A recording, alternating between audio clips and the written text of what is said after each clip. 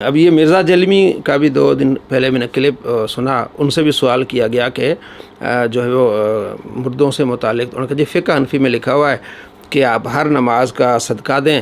اور سال کا ایک حساب لگا لیں، جتنی نمازیں ہوئیں اتنا آپ صدقہ کریں تو مردہ بخش دیا جائے گا، ٹھیک ہے جی۔ اور پھر مذاق اڑاتا ہے، کہتے قرآن میں تو نہیں ہے، قرآن میں تو یہ ہے کہ اگر کوئی زمین سونا ہو جائے وہ اللہ کی راہ میں دینا چاہے اللہ قبول نہیں کرے گا،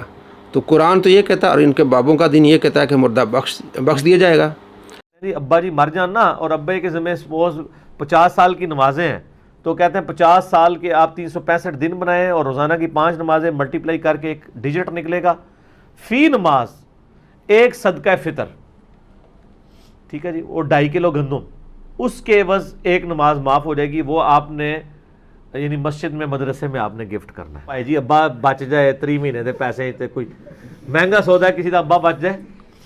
یہ لادہ بات ہے، قرآن میں لکھا ہے کہ اگر زمین بھی پوری فدیہ دے دی جائے تو اللہ کے عذاب سے بھی کوئی بچ سکتا، وہ تو قرآن ہے نا،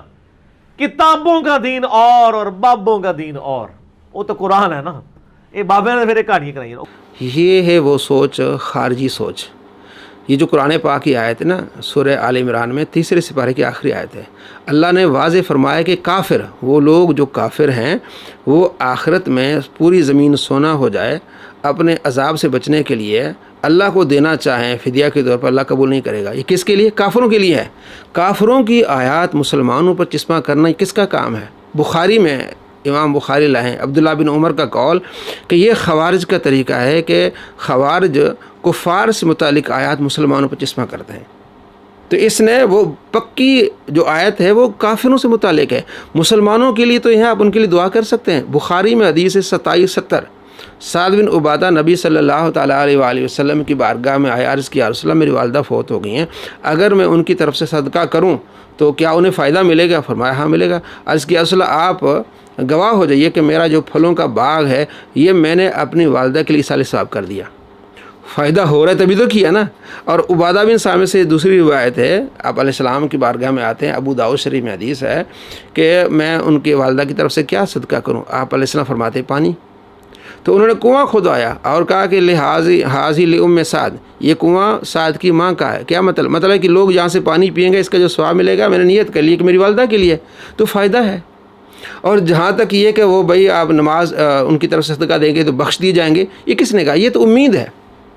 فقہ حنفی میں لکھا ہوا ہے کہ امید ہے کہ آپ ہر نماز کا ایک صدقہ دیں گے تو اللہ تعالیٰ بخش دے گا، اور یہ اپنی طرف سے نہیں ہے،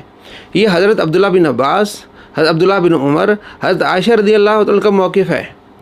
حضرت ابن عباس سے پوچھا گیا کہ اگر کسی کی نمازیں رہ جائیں تو ان کے لیے کیا کہیں؟ فرمائیں کہ آپ ان کے لیے صدقہ دو، ایک مد جو ہے ایک وزن ہوتا ہے، وہ مد جو ہے وہ اپنے اس ایک نماز کے لیے ایک مد آپ خرچ کر لیں۔ یہ تو حضرت ابن عباس فرما رہے ہیں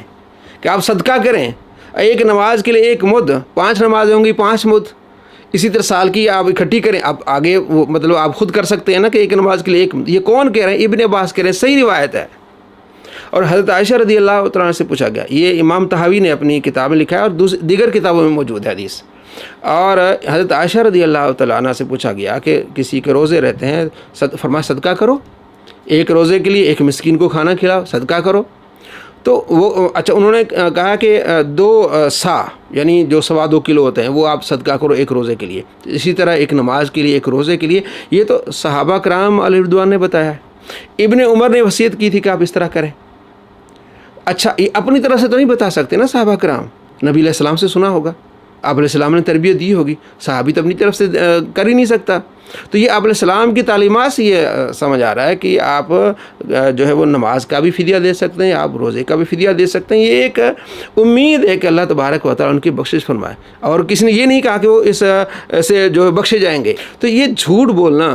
کہ جی یہ جو ہے وہ بابوں کی کتابوں میں ہے، کتابوں کا خدا اور ہے اور بابوں کا خدا اور ہے۔ بھائی جو قرآن تم پڑھ رہے ہو مرزا جلمی، تم خوارج والا عمل کر رہے ہو، یہ آیت تو مشرکین سے متعلق ہے، کفار سے متعلق ہے، تو کفار والی آیت مسلمانوں پر چسپاں کرنا یہ خوارج کا عمل ہے، اور یہ اوورآل اہل سنت کا موقف ہے، بلکہ پوری امت کا موقف ہے، اجماع اس بات پہ کہ آپ ایصال ثواب کر سکتے ہیں، امید رکھ سکتے ہیں اللہ تعالیٰ ان کی بخشش فرمائے۔ نبی علیہ السلام نے صحابہ کو تعلیم دی ہے،